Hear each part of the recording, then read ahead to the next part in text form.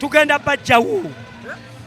bajjawo the industry bweti bwebadde mugireke mubaleke kyogamba Gravity Okuwalana Spice kipya nze sitya mpalana nze mpalana nze wange wakandya bifu kiro nnya sitya mpalana kati yo si mpalana. That's the industry. That's it. Bwe tugendako mu kikuba eyo wansi tebakolagana. Omanyi Gravity alina amakage ne Spice alina amakage. I feel like oba yempalana tebanawo oba saagala ebe nawo kuba ndaba Gravity alina oyimba ku show kuli Spice ne Spice alina oyimba ku show kuli Gravity. General yo mukama yebazibwe. Amina nnyo. Uli otya? Amina nene. Naye mu Bible oyina mu line gy'omanyi wadde? Mu Bible line gye nsingira ddala okumanya. Mu Bible line gye nsinga okumanya bagiyita Yesu yebazibwe. Olina agamba Amina. Ngeri mu Kurani bwe tugamba Salamu alaikum olina agamba wa alaikum salamu watullahi wa barakatuh kwagaliza mirembe.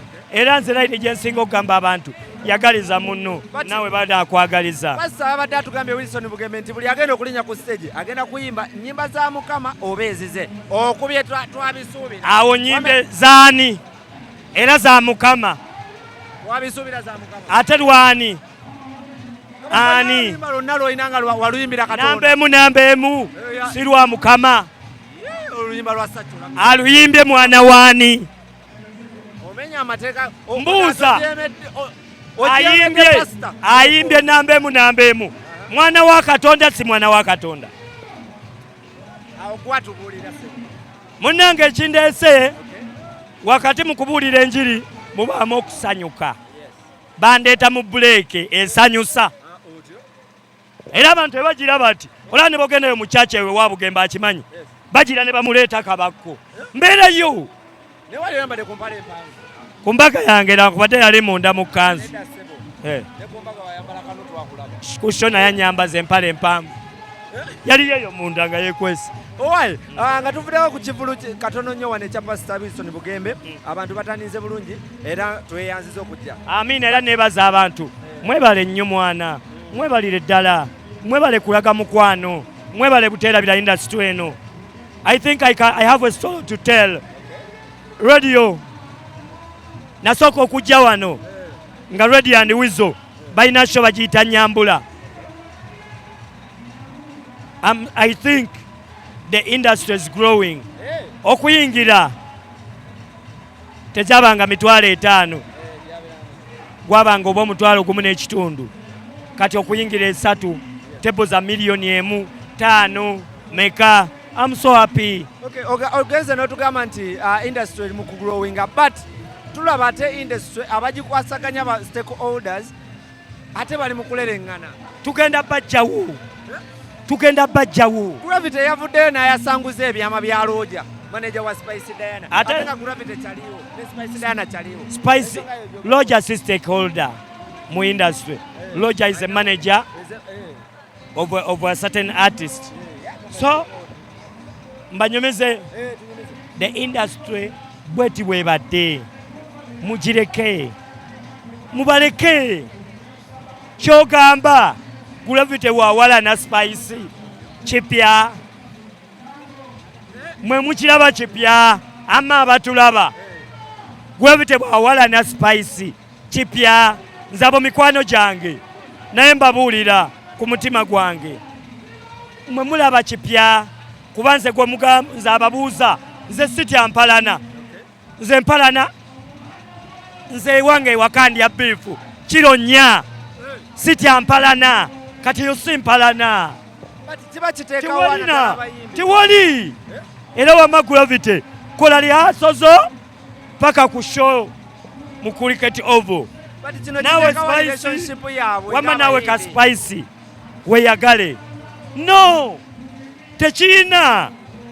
That's the industry. That's it.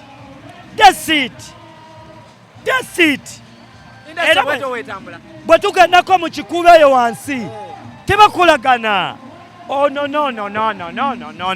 ow'ennyaanya tawalana wa butungulu, ow'obutungulu awalana ow'ennyaanya naye nga naye akimanyi ow'obutungulu tasobola buleeta n'ow'ennyaanya tasobola zireeta. So this is not new. But okusinziira Gravity ku statement ze yakoze yagambye nti nno manager Roger mulyake tayagaliza ayina nsonga za Gravity.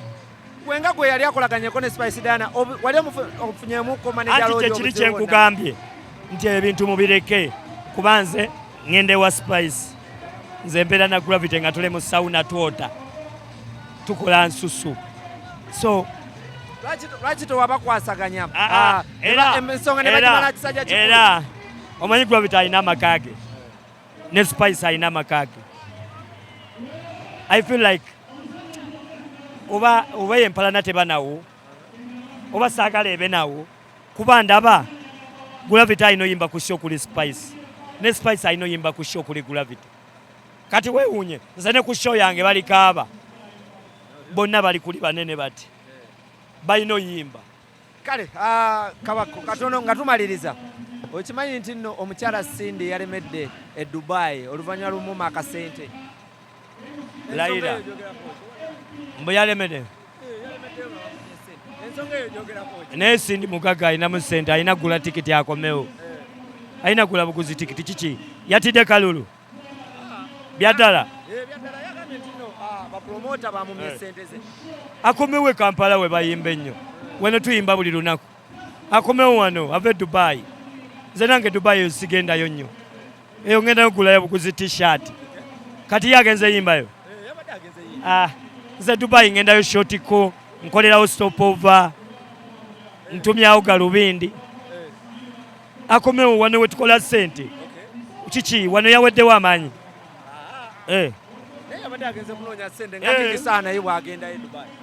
saana mulabe bamutimbye ye naye babadde bamutimbye kisho yabadde etya eya Spice manya ya Cindy kisho yabaddeyo naye Cindy yaganya okuyimba. Lwaki yaganya nga abangi akasente ate nga kisho yabaddeyo temwabadde bantu kiki abanja obanja ssente ate shonga yajjudde ate ne baganda omusasula sikaba tekaba kawanyi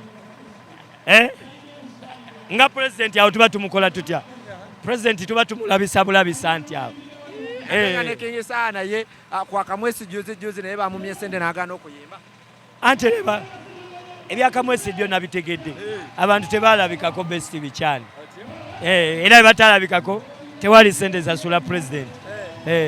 Kale oyo abadde omukulu Kabako.